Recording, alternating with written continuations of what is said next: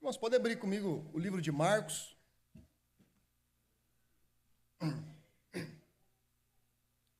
Nós vamos continuar uma exposição que foi iniciada. Na vez anterior nós fiz aqui a exposição de Marcos 1, dos versículos 1 ao 8. Hoje nós vamos dar continuidade a partir do versículo 9. Leremos Marcos 1, versículos 9 a 11.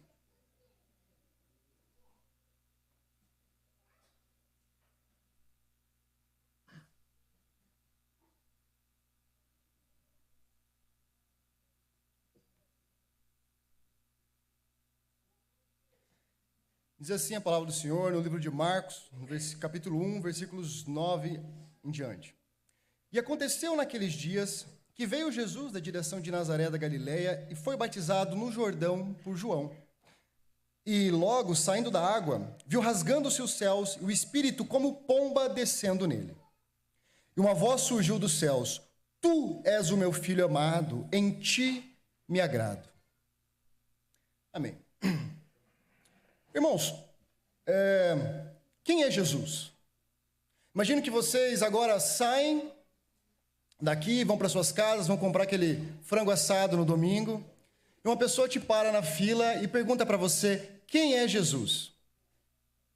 Quem é Jesus, irmãos? Essa pergunta é crucial e é talvez uma das perguntas mais importantes da nossa vida. Quem é Jesus? Quem é esse tal Jesus? Nós precisamos saber quem é Ele, porque senão toda a nossa vida não tem sentido. Ou nós sabemos quem é Cristo, ou então nós não sabemos nada que importa. Nós precisamos saber quem é esse Jesus. E nessa passagem que nós vamos ver hoje, é justamente isso que Marcos vai nos dizer. Marcos está nos dizendo quem é Jesus. O livro de Marcos, para a gente rememorar um pouquinho, né, a gente atribui essa autoria justamente a Marcos, é assim que a tradição sempre veio atribuindo desde o princípio.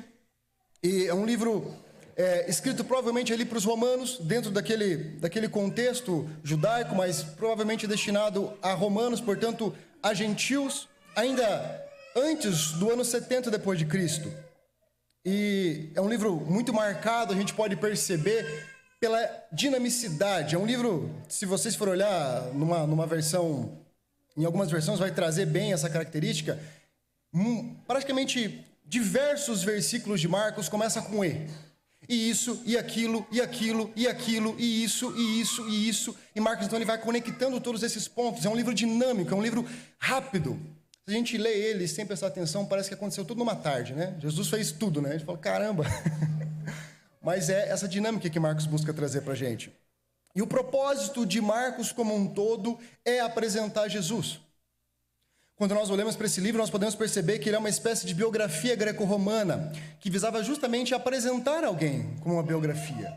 Isso que o livro de Marcos procura fazer, apresentar alguém. E quem é esse alguém? Nos diz o versículo 1, princípio do evangelho de Jesus Cristo, Filho de Deus. Essa é a ênfase de Marcos durante todo o livro, apresentar Jesus Cristo, o Filho de Deus. E aqui, nessa parte, então, Marcos ele vai falar sobre o batismo de Jesus dentro de determinado contexto. E Marcos começa nos dizendo: e aconteceu naqueles dias. Ora, alguma coisa aconteceu, mas Marcos contextualiza para a gente quando foi que essa coisa aconteceu. E Marcos nos diz que foi naqueles dias.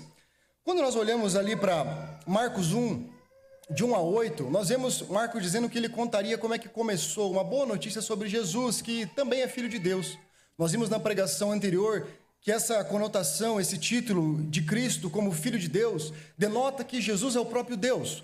Nós vimos melhor na pregação anterior que o fato de Cristo ser, por natureza, Filho de Deus, denota que ele possui em si divindade, Cristo é divino. E talvez alguns se perguntem: pera, mas eu também sou filho de Deus, então... Não, sem heresias. Nós somos filhos de Deus porque somos adotados. Cristo é filho por natureza. Se você adota, por exemplo, um cachorro e se diz pai de pet, o cachorro não vira um ser humano. Então nós, quando somos adotados por Deus, também não somos transformados em Deus, mas Cristo é por natureza o Filho de Deus. E isso denota para a gente a divindade de Cristo. Isso nós vimos na pregação anterior.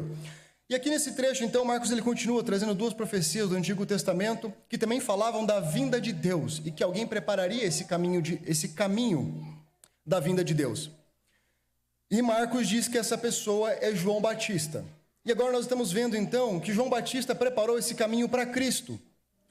Mas Marcos disse que João Batista cumpriu a profecia de alguém que prepararia o caminho para Deus. E agora então, é dentro desse contexto, é nesses dias, quando João Batista pregava batismo de arrependimento, é quando João Batista anunciava a vinda do reino de Deus. É dentro desse contexto, é nesses dias que aconteceu o que Marcos vai nos contar.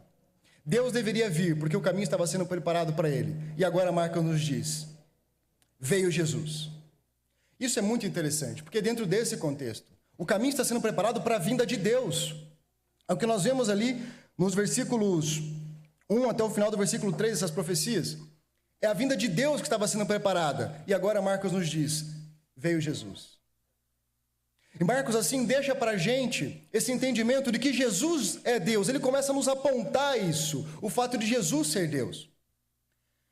Aquele que viria então, aquele que havia sido prometido no Antigo Testamento, aquele que havia sido prometido por tantas profecias, finalmente chegou. O próprio Deus se fez carne e Deus agora veio. Ele veio naqueles dias, quando João Batista estava ali preparando o caminho. E Marcos então ele continua nos dizendo nesse versículo 9, vai acompanhando comigo a exposição. Marcos diz que Jesus veio de Nazaré da Galileia. E aqui, quando a gente analisa aqui a estrutura ali textual, no grego mesmo, não é Jesus de Nazaré que ele está falando realmente de que Jesus veio da direção de Nazaré. Jesus estava do lado de Nazaré, e então Jesus vem dessa direção, Jesus vem de Nazaré da Galileia para poder ser batizado. E essa região de Nazaré da Galileia era uma região muito mal vista. Se vocês olharem comigo rapidamente, a palavra do Senhor em João 1, versículo 45 e 46, diz assim, versículo 46 pergunta assim, versículo 45, né? Achamos aquele de quem Moisés escreveu na lei, e a quem se refere o profeta, Jesus, o Nazareno, filho de José. E veja a resposta de Natanael no versículo 46. Natanael responde, então Natanael perguntou, de Nazaré pode sair alguma coisa boa? Então vejam como essa região de Nazaré era uma região mal vista. Não esperavam Messias de lá, não esperavam nem profetas de lá. Em João capítulo 7, versículo 52, ali no contexto falando sobre o Messias, falando sobre Cristo, e os fariseus respondem assim, por acaso você também é da Galileia? E veja isso, examine e verá que da Galileia não se levanta profetas. Então, Galileia era uma região que ficava ali próximo justamente do mar da Galileia, e ali dentro dessa região é que havia Nazaré. E aqui, o que nós podemos ver é que os fariseus, o povo, não via com bons olhos a Nazaré, não via com bons olhos a Galileia. Não acreditavam que poderia vir nem profeta de lá, quanto mais o próprio Messias, quanto mais o filho de Davi viria de lá. Ele viria de Belém, não é? Então, aqui a região de Nazaré, Marcos faz questão de dizer para a gente que Cristo veio de lá. Muitas vezes as pessoas têm às vezes vergonha de dizer que são cristãs, de dizer que seguem a Deus, mas Marcos não teve vergonha de dizer que o Salvador dele veio da região mal vista, veio da região de que ninguém espera nada de bom. Marcos não teve essa vergonha. Marcos falou, veio Jesus de Nazaré, lá da Galileia. Marcos deixa isso muito claro para a gente. E o versículo 9, então, chega no grande ápice, talvez, desse versículo, quando nos diz que, vindo Jesus, então, ele foi batizado no Jordão por João. João, aquele que estava preparando o caminho para o Senhor, é agora, então, aquele que batiza o próprio Senhor, aquele que batiza o próprio Deus, aquele que batiza Jesus Cristo. E algumas perguntas, muitas vezes, são levantadas do porquê que Jesus foi batizado.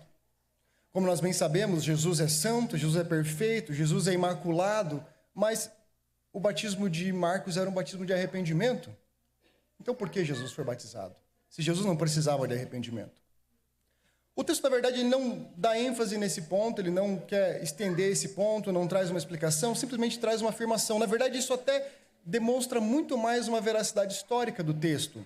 Uma vez que ninguém inventaria essa história complexa de ser explicada se ela fosse inventada. Isso, mais uma vez, demonstra e denota para a gente a veracidade desse texto, que isso realmente é um fato que aconteceu e é complexo, muitas vezes, de explicar.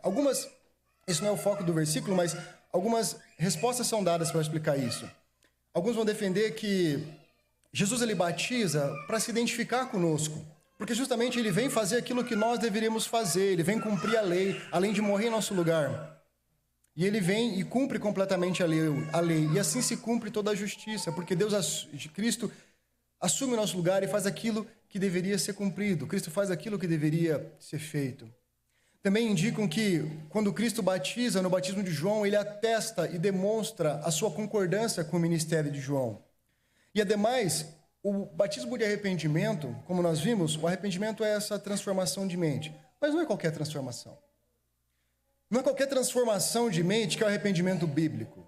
O arrependimento bíblico é a nossa adequação à vontade de Deus. É a mudança da nossa mente que agora passa a estar de acordo com a mente de Deus. É aquilo que nós achávamos que estávamos certos, segundo a nossa opinião, e agora nós julgamos de acordo com o parecer de Deus. Esse é o arrependimento bíblico. É a conformidade da nossa mente à vontade do Senhor. Esse é o arrependimento bíblico. E Cristo tem a sua mente certamente conformada à vontade de Deus. Cristo é Deus e ele tem a sua mente completamente perfeita. Ele já está nesse ponto.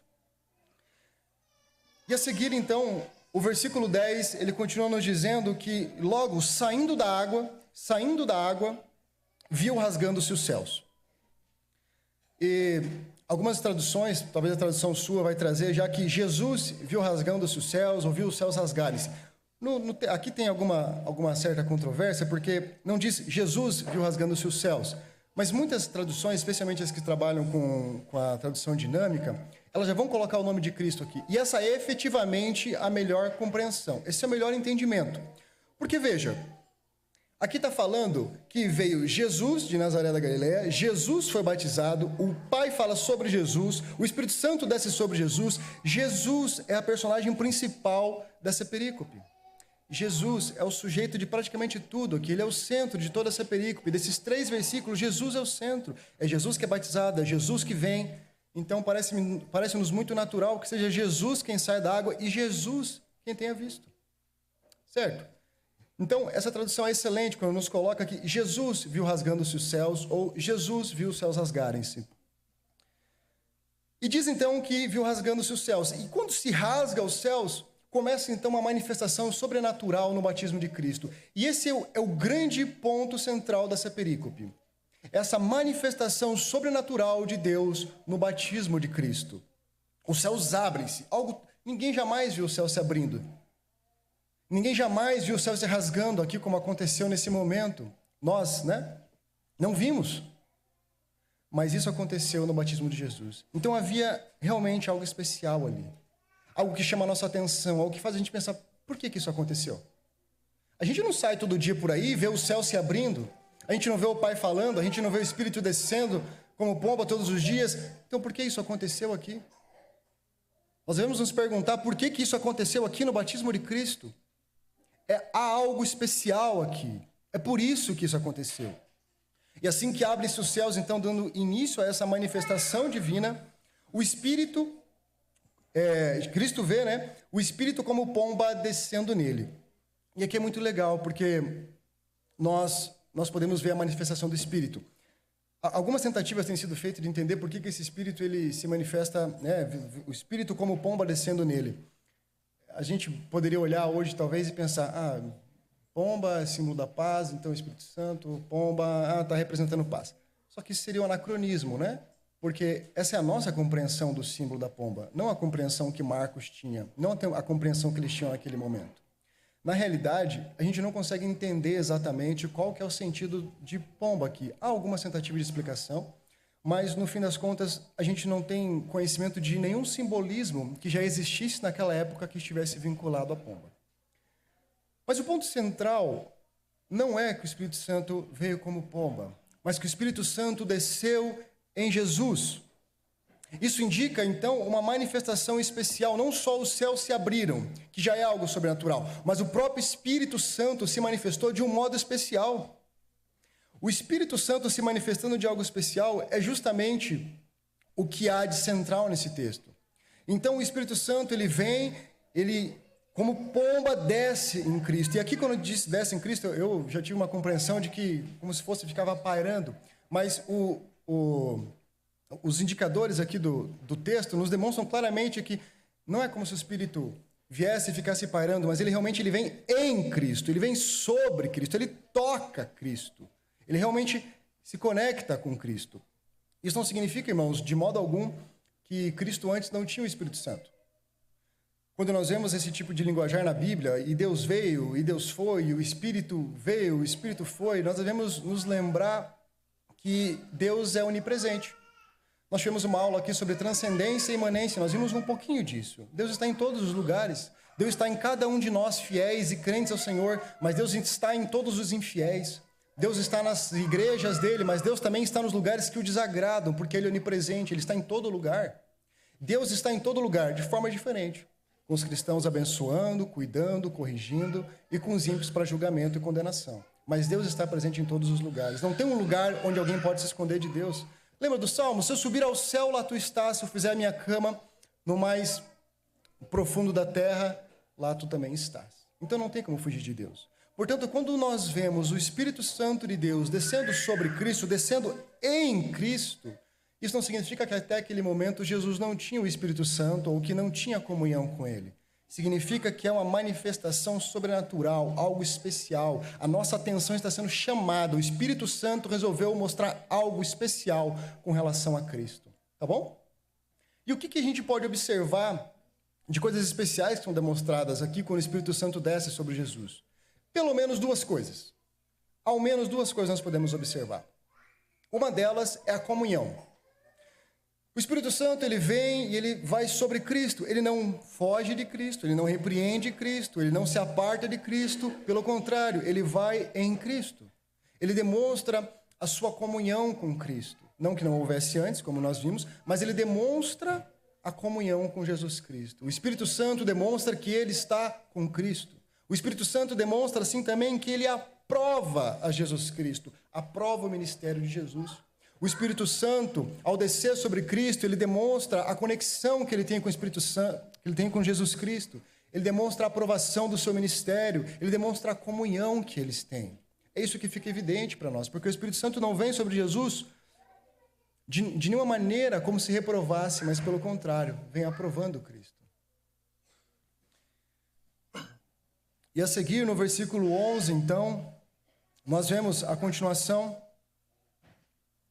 dizendo, e uma voz surgiu dos céus. E aqui é uma pequena mudança, se vocês observarem, porque no versículo 10 diz que, e logo saindo, viu abrindo e o Espírito descendo. Tudo no presente, né? Tudo acontecendo ali no gerúndio, saindo, abrindo e descendo. Mas quando chegamos no versículo 11, muda. O versículo 11 nos diz, e uma voz surgiu dos céus. Em algumas versões talvez vai estar, e aconteceu. Então parece que talvez há uma mudança da perspectiva de quem está vendo tudo isso.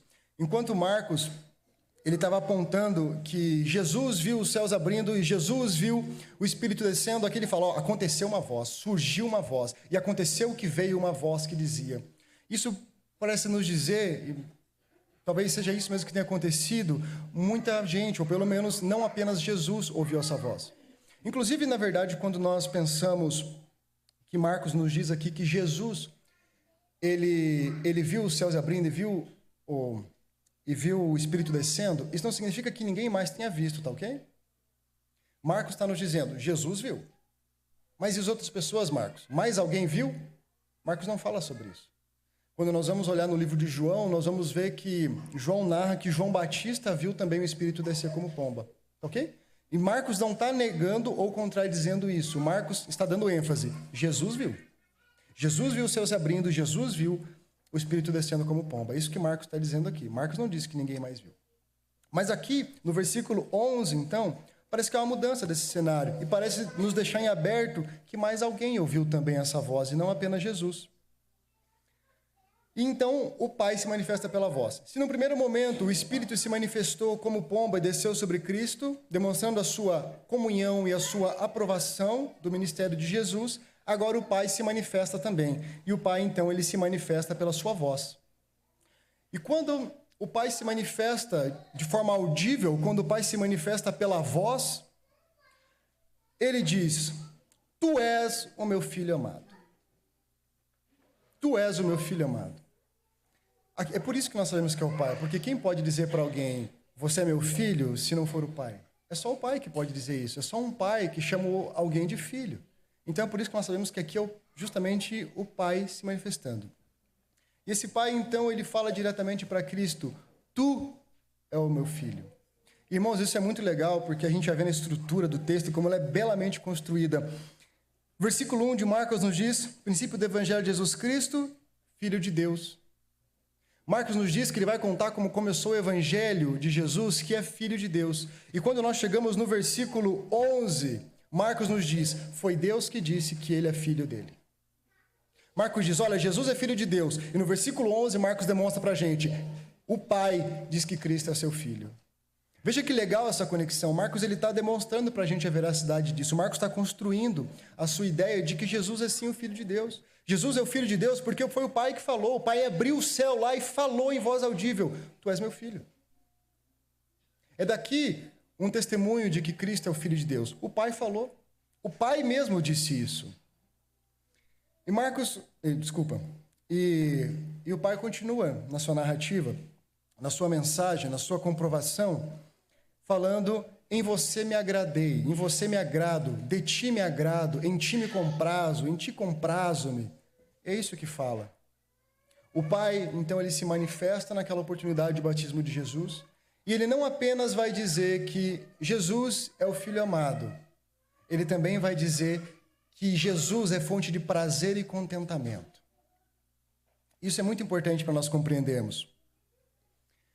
Primeiro, Jesus é amado pelo Pai, e quando nós vamos olhar algumas passagens das Escrituras, como 1 Coríntios 3, de 4 a 8, João 3, 16 a 17, Atos 2, 22 a 23, nós podemos perceber das características do amor que amar é querer bem.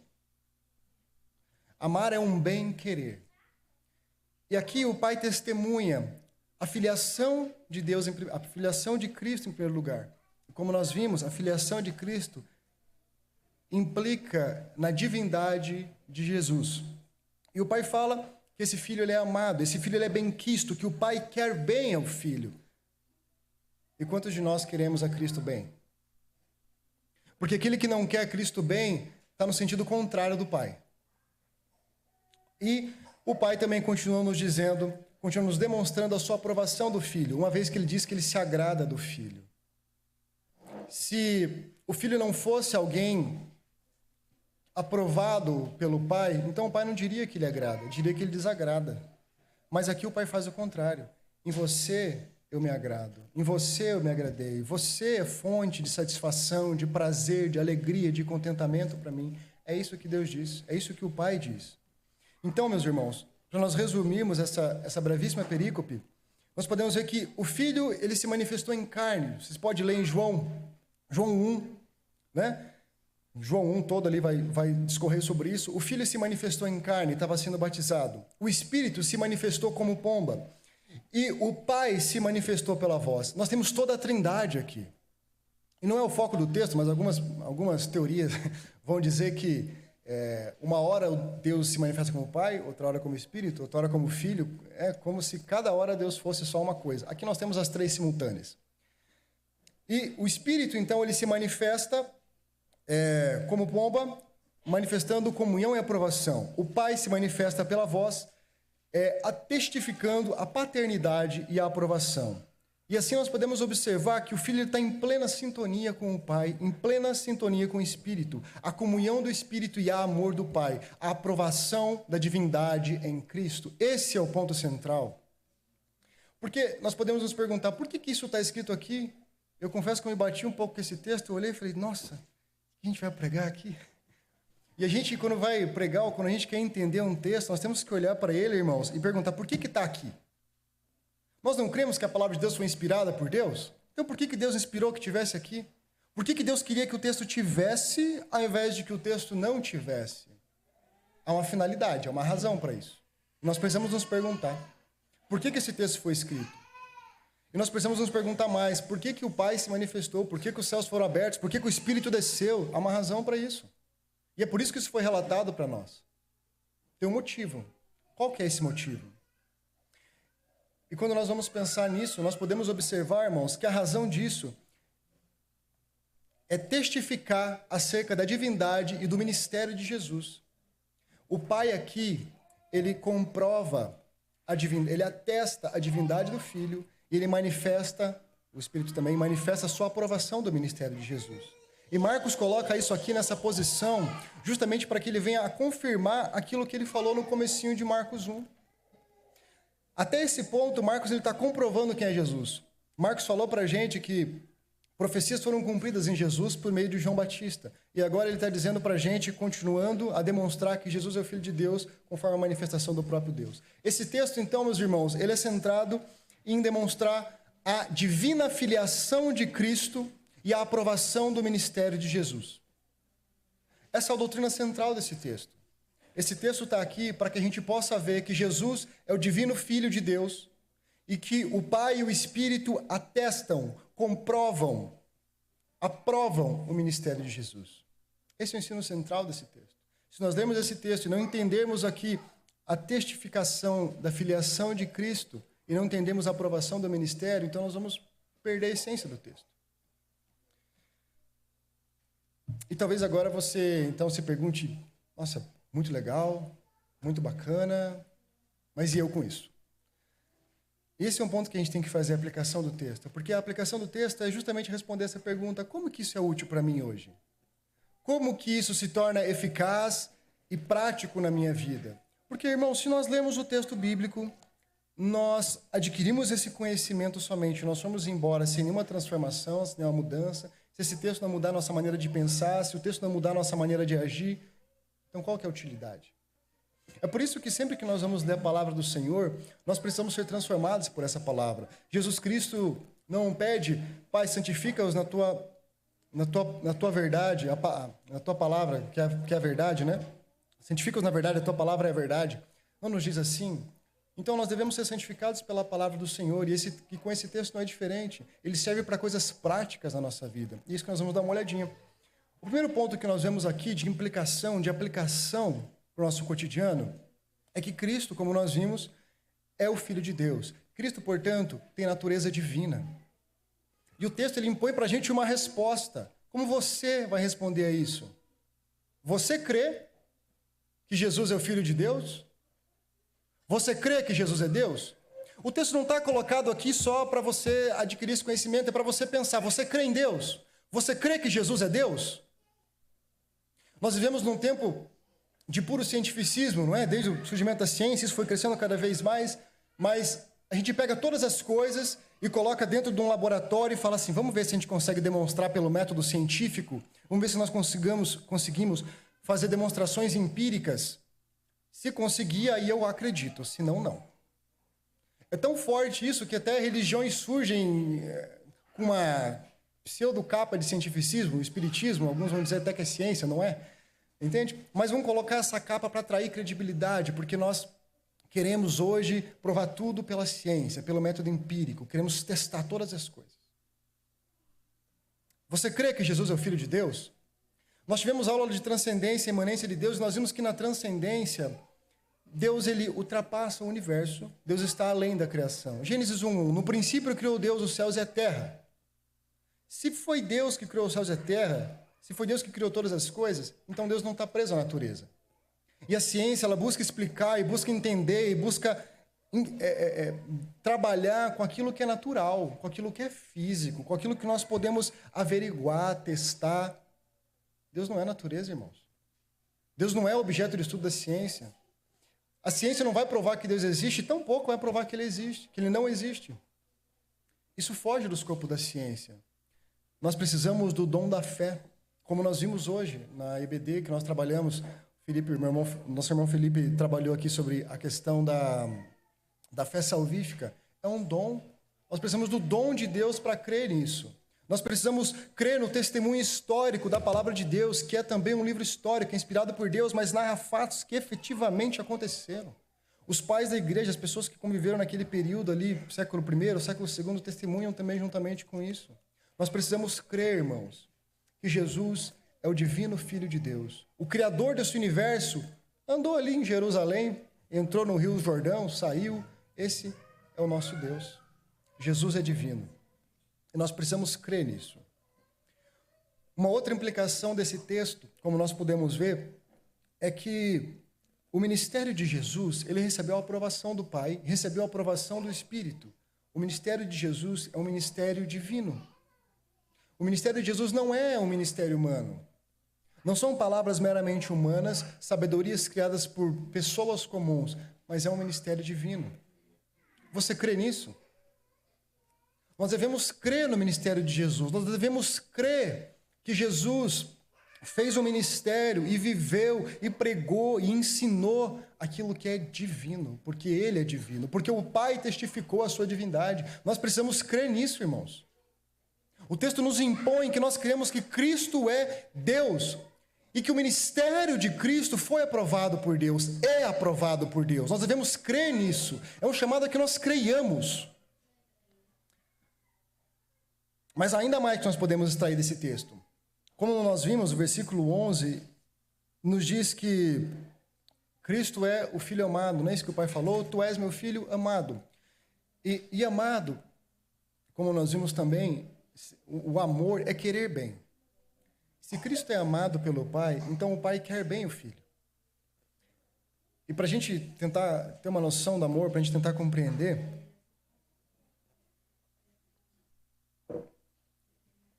imagine você que é pai, tem muitos pais aqui, imagine que você que é pai é convidado para ir na casa de alguém. Mas essa pessoa não gosta de criança, sabe? Ela não gosta de filhos. E ela fala assim, olha, vem almoçar na minha casa aqui, mas deixa teus filhos ali na garagem. Né? Eu tenho uns cachorros lá, deixa ele lá com os cachorros ali, deixa ele lá de fora, não traz para cá, eu não gosto de criança. Você vai, irmão. Como que você vai se sentir? Se teu filho não é bem-vindo, você vai se sentir bem-vindo? Se teu filho for maltratado, você vai ficar tudo bem? Tá tudo ok para você? E talvez você não tenha filho, mas você tenha cônjuge, um esposo, uma esposa, marido, esposa. Imagine que alguém vai na sua casa, então, entra lá e começa a falar mal do seu marido, começa a falar mal da sua esposa. Como que você vai ficar? Seu coração não vai doer? Você não vai ficar, talvez, com ira. O que essa pessoa está falando do meu esposo? O que essa pessoa está falando da minha esposa? Gente, isso dói. Isso dói em nós. E talvez você não tenha nem filho nem esposa, mas você pode pensar, talvez, no seu pai, ou talvez pensar na sua mãe, pensar em alguma pessoa que te criou, alguém que você considera como se fosse seu pai, como se fosse sua mãe, alguém que você ama muito, talvez uma avó, um tio, uma tia, um primo, alguém querido para você. Imagina que você está andando na rua e alguém simplesmente passa e dá um tapa na cara dessa pessoa.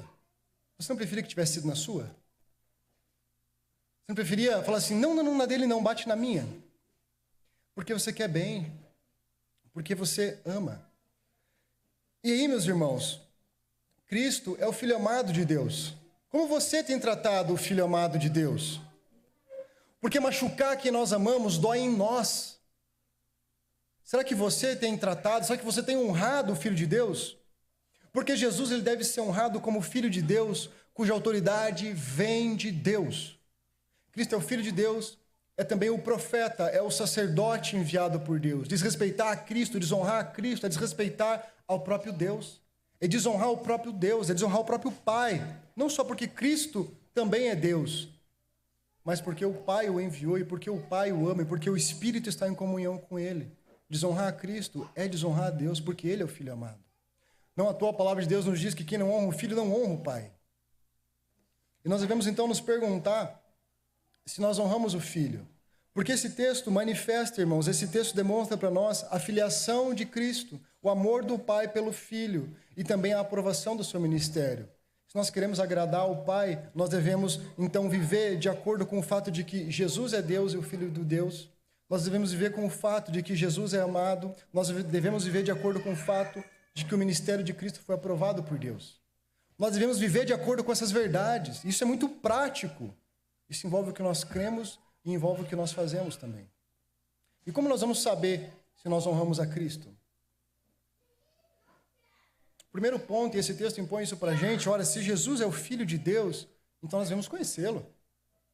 Nós devemos conhecer esse Cristo, nós devemos conhecer esse Filho de Deus, nós devemos conhecer a esse Deus para que nós possamos honrá-lo, para que nós possamos honrar o Pai, para que nós possamos honrar o Espírito.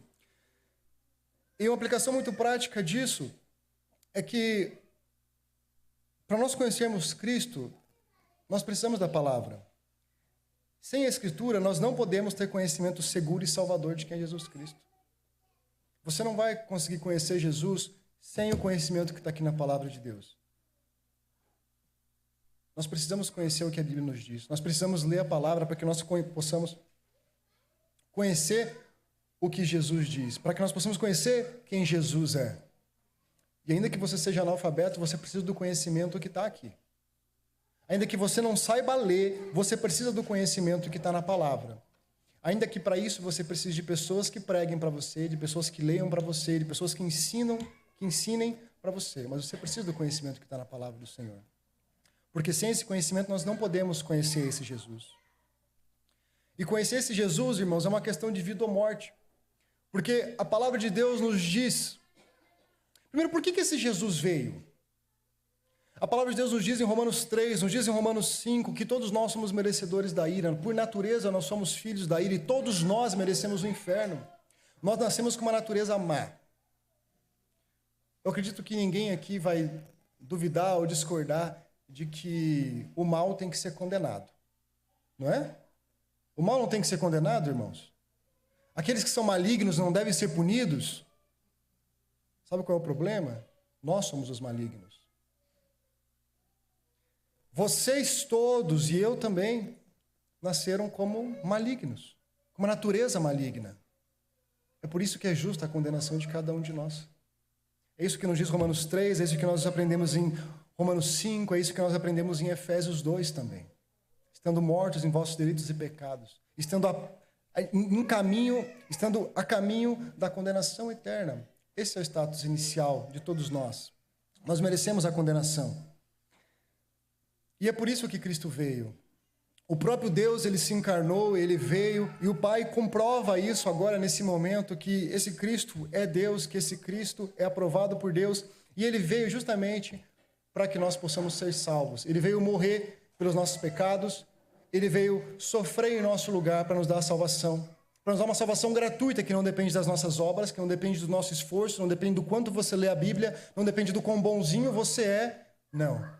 Depende de Cristo. Depende do sacrifício de Jesus, o próprio Deus que se encarnou para poder pagar pelos nossos pecados. E diante disso, irmãos, tem dois caminhos para você que ainda não crê em Cristo. Ou você confia verdadeiramente em Cristo e honra a Cristo como Filho de Deus, ou você vai ser destruído eternamente. Salmos 2 nos diz: beijai o Filho, para que não se ire e pereçais no caminho, quando em breve se inflamar a sua ira. Quando Cristo vai destruir os ímpios como uma vara de ferro destrói um vaso de barro.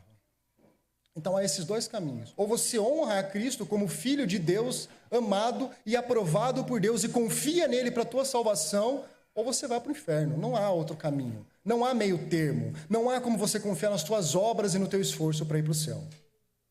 Então, irmãos, nós devemos honrar a Cristo como o verdadeiro Filho de Deus e honrar o que ele veio fazer aqui, confiando totalmente nele. Além disso, nós devemos também seguir o caminho desse Jesus, porque ele é Deus. Porque o que ele fez foi aprovado por Deus. Porque o que ele fez é aprovado pelo Pai e é aprovado pelo Espírito. E, portanto, Cristo é confiável. Em suma, irmãos, então, esse texto ele está aqui para nos apresentar a divina filiação de Cristo e demonstrar que o Pai atesta e que o Pai concorda com o ministério do Filho. E por isso, irmãos, nós devemos crer que Jesus é o Filho de Deus e nós devemos confiar no ministério de Jesus.